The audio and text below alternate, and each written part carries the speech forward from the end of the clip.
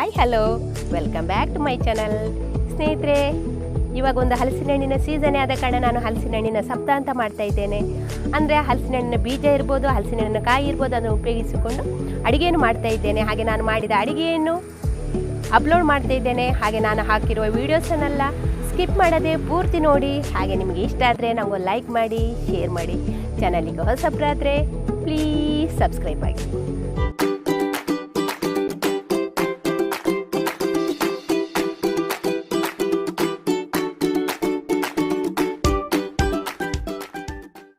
ಹಲಸಿನ ಹಣ್ಣಿನ ಹಲ್ವಕ್ಕೆ ಬೇಕಾಗುವ ಇಂಗ್ರೀಡಿಯೆಂಟ್ಸ್: 1 kg ಹಲಸಿನ ಹಣ್ಣಿನ ಸೋಳೆ, ಹಾಗೆ ಅರ್ಧ kg ಬೆಲ್ಲ, ಹಾಗೆ 3/4 ಕಪ್ಪಿನಷ್ಟು ತುಪ್ಪ.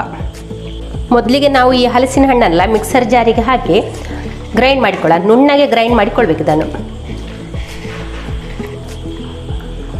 ಒಮ್ಮೆಗೆ ಹಾಕಿ ಗ್ರೈಂಡ್ ಮಾಡಬೇಡಿ. ಇಲ್ಲಿ ಹಲಸಿನ ಹಣ್ಣನ್ನು ನಯವಾಗಿ ರುಬ್ಬಿಕೊಂಡು ಕೂಡ ಆಯಿತು. ನೀರು ಹಾಕಲಿಲ್ಲ ನೋಡಿ, ಈ ರೀತಿ ಉಂಟು. ಈ ಹದಕ್ಕೆ ನೀರು ಹಾಕದೆ ನಯವಾಗಿ ರುಬ್ಬಿಕೊಳ್ಬೇಕು.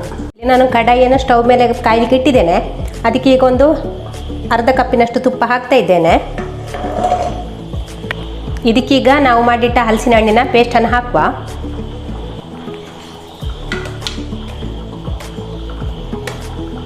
ಇಲ್ಲಿ ಬೆಂಕಿಯನ್ನು ಈಗ ಹೈ ಫ್ಲೇಮಲ್ಲೇ ಉಂಟು. ಇದನ್ನು ಇನ್ನೂ ಚೆನ್ನಾಗಿ ಮಿಕ್ಸ್ ಮಾಡಿಕೊಂಡ್ರೆ ಆಯಿತು. ಬೆಂಕಿ ಈಗ ಹೈ ಫ್ಲೇಮಲ್ಲೇ ಇರಲಿ. ಇದು ಸ್ವಲ್ಪ ಟೈಮ್ ತಗೊಳ್ತದೆ, ಆದ ಕಾರಣ ಬೆಂಕಿ ಹೈ ಫ್ಲೇಮಲ್ಲೇ ಇರಲಿ. ಮತ್ತು ಇದಕ್ಕೆ ನಾವು ಏಲಕ್ಕಿ ಯಾವ ಸಹ ಹಾಕಬೇಕು ಅಂತೇನಿಲ್ಲ.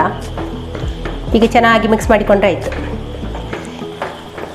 ಇಲ್ಲಿ ಪೂರ್ತಿ ತುಪ್ಪ ಹಾಕಲಿಲ್ಲ, ನಾನು ತುಪ್ಪದ ಅರ್ಧಾಂಶದಷ್ಟು ಮಾತ್ರ ಹಾಕಿಕೊಂಡಿದ್ದೇನೆ. ಇಲ್ಲಿ ಸುಮಾರು ಒಂದು 10 ನಿಮಿಷ ಬಿಟ್ಟ ನಂತರ ಈ ಬೆಲ್ಲದ ಹುಡಿಯನ್ನು ಕೂಡ ಹಾಕ್ತಾ ಇದ್ದೇನೆ. ಅದರ ಜೊತೆಯಲ್ಲಿ ಉಳಿದ ತುಪ್ಪವನ್ನು ಕೂಡ ಹಾಕಿದೆ.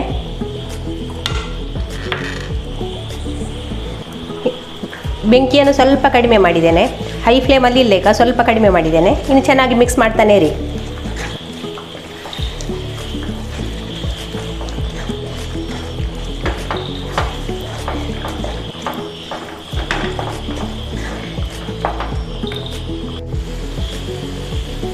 ನೋಡಿ, ಇಲ್ಲಿ ಹಲ್ವಾದ ಕಲರ್ ಕೂಡ ಚೇಂಜ್ ಆಗ್ತಾ ಬಂತಲ್ಲ.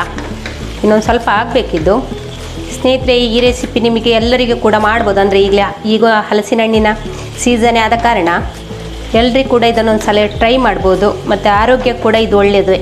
ಬೆಲ್ಲವನ್ನು ಹಾಕಿ ಉಪಯೋಗಿಸಿದ ಕಾರಣ ಇದೊಂದು ಹೆಲ್ದಿ ಫುಡ್ ಅಂತಲೇ ಹೇಳ್ಬೋದು. ಮತ್ತು ಎಲ್ಲರ ಮನೆಯಲ್ಲಿ ಈಗ ಹಲಸಿನ ಹಣ್ಣು ಇದ್ದೇ ಇರ್ತದೆ. ಸುಮ್ಮನೆ ತಿನ್ನದೆ ತಿಂದು ಬೊಡ್ದೋಗಿ ವೇಸ್ಟ್ ಆಗ್ತದಲ್ಲ, ಹಾಗೆ ವೇಸ್ಟ್ ಮಾಡಬೇಡಿ. ಈ ರೀತಿ ಒಂದೊಂದು ರೆಸಿಪಿಯನ್ನು ಮಾಡಿ ತಿನ್ನಿ.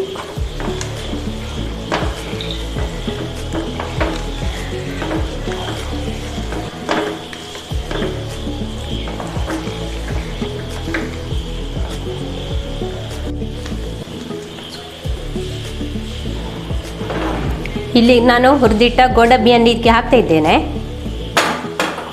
ಚೆನ್ನಾಗಿ ಮಿಕ್ಸ್ ಮಾಡಿಕೊಳ್ಳಿ.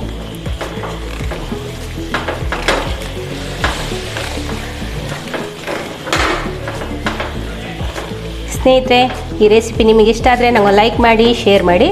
ಸಬ್ಸ್ಕ್ರೈಬ್ ಆಗದವರು ಪ್ಲೀಸ್ ಸಬ್ಸ್ಕ್ರೈಬ್ ಮಾಡಿ ನನ್ನ ಚಾನಲನ್ನು ನೋಡಿ. Thank you. ಇಲ್ಲಿ ನೋಡಿ, ಹಲ್ವಾ ರೆಡಿ ಆಗ್ತಾ ಬಂತು. ಇಷ್ಟಾದರೆ ಸಾಕು. ನಾನೀಗ ಸ್ಟವ್ ಆಫ್ ಮಾಡ್ತಾ ಇದ್ದೇನೆ. ಹಲ್ವಾವನ್ನು ತುಪ್ಪ ಸವರಿದ ತಟ್ಟೆಗೆ ಹಾಕಿಕೊಳ್ತಾ ಇದ್ದೇನೆ.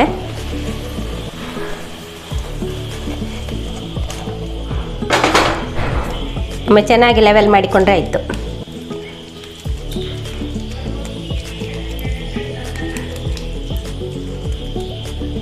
ಇಲ್ಲಿ ನೀವು ಕಪ್ಪು ಬೆಲ್ಲ ತಗೊಂಡ್ರೆ ಇದ್ರ ಕಲರ್ ಕೂಡ ಕಪ್ಪು ಇರ್ತದೆ. ಹಲ್ವಾ ಮಾಡುವಾಗ ಕಪ್ಪು ಬೆಲ್ಲ ಹಾಕಿದರೆ ಹಲ್ವಾದ ಕಲರ್ ಕೂಡ ಕಪ್ಪು ಬರ್ತದೆ. ಇದು ಸ್ವಲ್ಪ ಯೆಲ್ಲೋ ಕಲರ್ದ ಬೆಲ್ಲ ಆದ ಕಾರಣ ಕಲರ್ ಸ್ವಲ್ಪ ಯೆಲ್ಲೋ ಆಗಿದೆ. ನೋಡಿ ಸ್ನೇಹಿತರೆ, ಹಲ್ವಾ ರೆಡಿ ಆಯಿತು. ಇನ್ನು ಇದನ್ನು ಒಂದು 2 ಗಂಟೆ ತಣ್ಣಗಾಗ್ಲಿಕ್ಕೆ ಬಿಡುವ. ಆನಂತರ ಪೀಸ್ಗಳನ್ನಾಗಿ ಮಾಡುವ. ಹಲ್ವಾ ಈಗ ಪೂರ್ತಿ ತಣ್ಣಗಾಗಿದೆ. ನಾವಿದನ್ನು ಕಟ್ ಮಾಡಿಕೊಳ್ಳುವ. ಯಾವ ಶೇಪಿಗೆ ಬೇಕಾದ್ರೆ ಕಟ್ ಮಾಡಿಕೊಳ್ಬೋದು.